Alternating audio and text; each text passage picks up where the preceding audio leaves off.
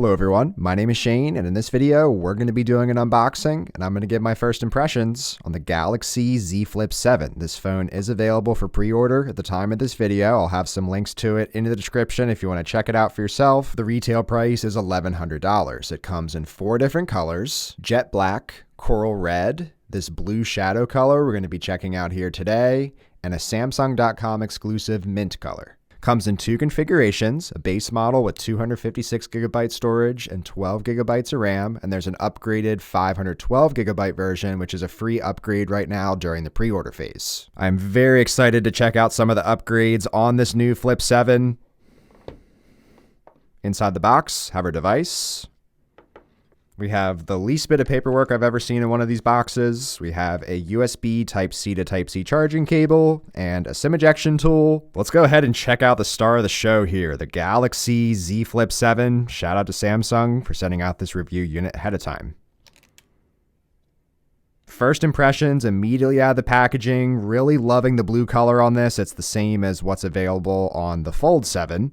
And getting a feel for this folded up for the first time, I am so happy that this has a more comfortable feel in the hand. Last year's Flip 6, I honestly didn't use it much because it has much more squared off edges. I always liked on the previous flips that there was a nice rounded feel on them. This is the Flip 5. I'm also happy to see Samsung reverting back to their original camera design for these. They added these colors last year, just a little bit jarring when you're looking at the device in my opinion, whereas this is just a much more subtle looking design. But I'm very excited to check this device out more because of the enhancements to the inner display. This is the biggest flip display we've had yet, and then also getting that larger outer display. So let's just go ahead, boot up the Flip 7. While this boots up, let's take a quick physical tour. On the right, we have fingerprint scanner with the power button. Love getting into the Flip and the Fold with the side-mounted fingerprint sensor. It makes it very easy and instant. We've got one mic on the side here as well as our volume rockers. A very flush finish on these newer flips. No gap to be seen on these.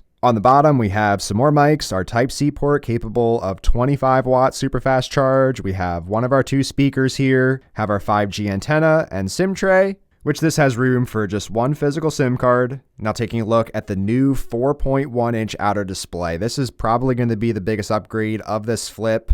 I know it might not seem like much on video or on paper having last year's 3.4-inch display versus the 4.1 now, but just visually in person, so much more screen real estate here on the height and the width as well. The screen just seemed a bit compromised on these past folds, even though this got drastically larger than what was offered previously before them. It just felt like for a $1,000 phone, you just weren't getting a premium flip phone experience. Which, having this here in hand, this just looks so much more premium. This is a really nice looking screen here on the outside. It's also an upgraded display. We have a 120 Hz refresh rate on this outside to match what's on the inner display. So now taking a look at the new 6.9-inch inner display on the Flip 7, I think this is also going to be a big upgrade to this phone as well. Because for all the flips up to this point, we definitely had more of a slimmer phone overall, which looking at these flips from an outsider's perspective, this is definitely a more narrow aspect ratio compared to really any other phone you can get right now.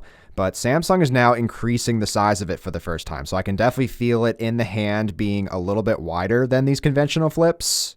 Getting a true side-by-side here with the 6.7-inch on all the previous flips to now the 6.9-inch. It is slightly taller, but I think the width is what is really the noticeable difference to me. There is actually a considerable amount of extra width on this one, which gives it much more of a conventional smartphone look and feel. So I'm interested to see if the trade-off of a little bit of a wider phone is worth this extra screen size. But this outer display is seriously impressive. I feel like you're finally going to be getting a device that is more worthy of the price tag you have to pay for it because of just getting that premium looking of an experience. And Samsung is definitely aware of this because they now released this year a Flip 7 FE. It looks very similar to this Flip 6 here, so it's maintaining this previously smaller outer display. So it is interesting to see what was last year's flagship level device now already down to an FE level device of the Flip 7 FE, and now the Flip 7 is getting what I think is a major facelift physically. What's also nice with this Flip 7 is it is a little bit thinner now. It's 6.5 millimeters instead of 6.9. If you look at the hinges on the top here, I can definitely notice a smaller hinge over here on the Flip 7 compared to the Flip 6. And I would say the sidings are ever so slightly thicker on this Flip 6, but what's nice about this slimming down is that it also got a larger battery than this Flip 6. We now have a 4,300 milliamp hour capacity in this, just 100 off of the new Fold 7. So I'm definitely excited to test out the battery on this, see if we get some extra battery life. Opening and closing, as expected, feels very nice and smooth on this. Also, it is very subtle, but I am noticing those softer rounded edges on this Flip 7 compared to the Flip 6. I honestly didn't really enjoy this Flip 6 from a physical perspective because of how squared off they made the edges. It didn't make it feel comfortable to hold in the hand. Whereas this Flip 7, when I have it opened up, when I have it closed, a much more comfortable feel in the hand, which the Flips, I'm usually just holding these in my hand at all times because it's just so easy to carry around with you. So that is a minor change that is making a big difference for me personally. I'm definitely liking the look of this blue Flip initially. I'm still in the process of setting up this phone, but just wanted to share that typing in some passwords and things, I can immediately tell we have a much nicer keyboard on this larger inner display. So the typing experience should be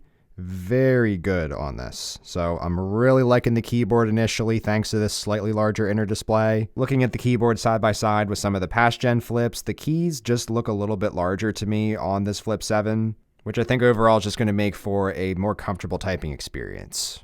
And I've been using this Flip for about a day now. I have it fully set up. The first thing I want to talk about is this outer display because I feel like Samsung has put a lot more attention to detail on this outer display now. So on your main cover screen here, we have an option for opening up the camera. We also have the Now bar that's been on a lot of Samsung's new software on a lot of their devices. So if you have some media playing, that'll show up down in this corner. Notifications will be off here to the left, and then to the right you have your apps and your widgets. So out of the box you have a few widgets here. Very nice scrolling through this with the 120 Hertz refresh rate. It's really nice to just access some of these basic things that you don't have to open up your phone for. So really nice to just jump into the weather, quickly get an idea of the forecast. Quickly setting up an alarm or something. Don't have to be opening up your phone just to turn on a simple alarm. And if something is ever not enough for you on this outer display, you can always just open right up to the inside and get some more options. So you can use this phone entirely from the outside, have a good experience, never have to open it up if you don't need to. So just checking out some YouTube here. It's a fairly decently sized screen. There is a lot of customizability with different apps with this little icon down here that Samsung has included, so you can resize different things if you don't want any of the apps showing up in that camera area. You can set stuff up even to be one-handed, even though this already is a pretty one-handed experience. You can move the apps from left, center, or right, so there is actually a ton of customizability with this outer display now. You can see you can just pop it back out to the main display. Looking at my gallery, just looking at some pictures and things here, you can see it actually fills up a fair amount of your screen. So easy to check out some pictures and stuff here and just scroll through. And it is nice you can do so much on this outer display without even having to open it up. So let's go ahead and check out a video on this outer display for your reference.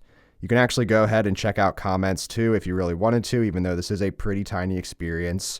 Taking a look at the keyboard quickly, I actually found that the keyboard typing experience is actually very viable on this outer display. It's a pretty comfortable typing experience here.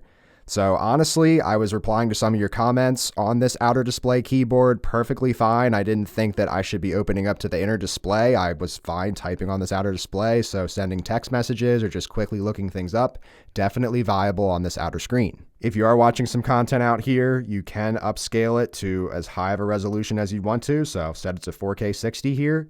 Pop it up in full screen, and this is what you can expect for a full screen experience. I guess you can zoom in on a video if you really wanted to maximize the screen space here. It's not going to allow you to blow it out across the whole entire display, but then it is nice you can just open right up to the app on the internal display. Here's a look at YouTube videos with it in landscape orientation opened up.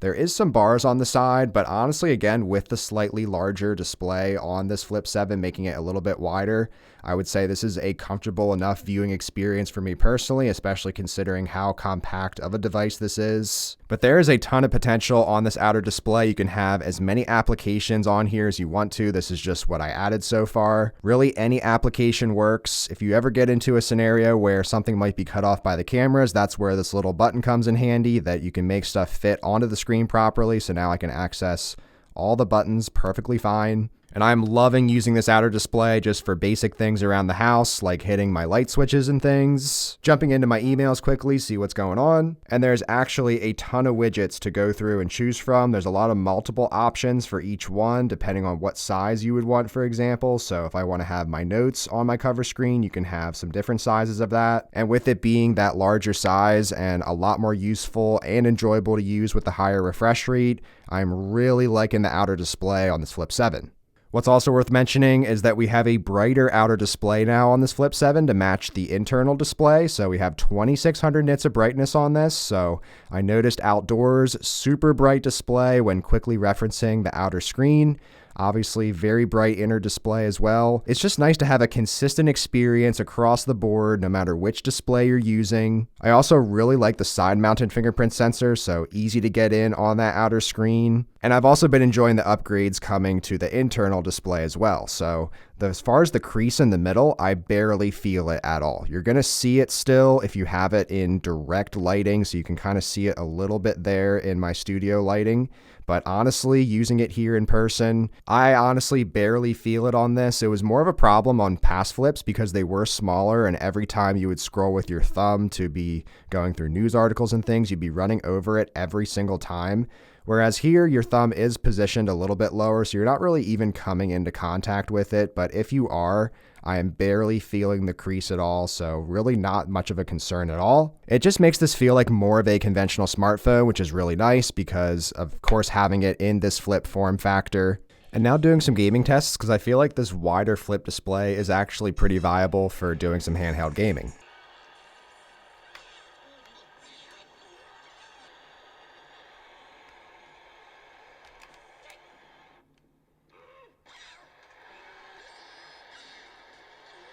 Performance looking pretty good here initially.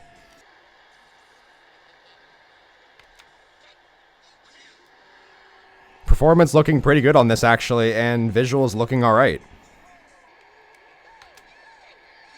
Nice.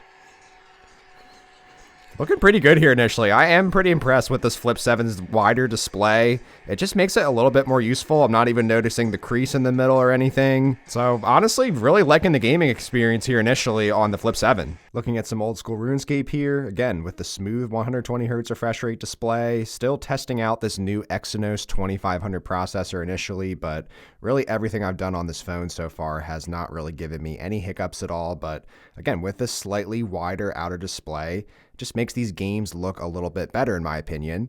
And then this is what I love about the Flips. You can actually do some gaming on this outer display as well. And now that we have the 120Hz refresh rate on the outside here, it actually does make things look a lot smoother on both the outer and inner display. So you can see I can still interact with my menus here. You can actually prop up this outer display a bit, so you can see it'll flip over for you. I could go ahead, prop this up, have this somewhere, and just have it at the desk at work or something, have it on the side. So this is honestly a viable mobile gaming device despite maybe it seeming smaller than other conventional smartphones. So that is really the major upgrades coming to this Flip 7, is that we're having these increased screen sizes. Most other aspects of this Flip are honestly pretty similar compared to past generations. We have a very good camera setup here with the 50 megapixel primary lens and a 12 megapixel ultra wide. It is just really nice that you are able to access the main camera for very nice looking selfies. There's a ton of versatility with it as well. You can actually zoom in at the maximum zoom amounts on this selfie camera. So nice ultra wide here if you need that. And just a lot of unique versatility on this Flip. And taking a look at some of my initial pictures, this is a very enjoyable phone to just get out of your pocket, take some pictures with. 50 megapixel photos are looking good in my initial testing. Here's a look at the 12 megapixel ultra wide. And then there's some digital zoom options in the viewfinder of 2 times, 4 times, and up to 10 times. Taking a look at some initial battery usage in my first cycle here, I'm at 4 hours and 17 minutes of screen time, still have 43% battery left, so honestly very impressed with the battery initially. I'm going to be getting at least 7 hours of screen on time in my first use case. I think that little bit of extra battery added to this one with 4,300 milliamp hours is actually going to go a long way on this flip.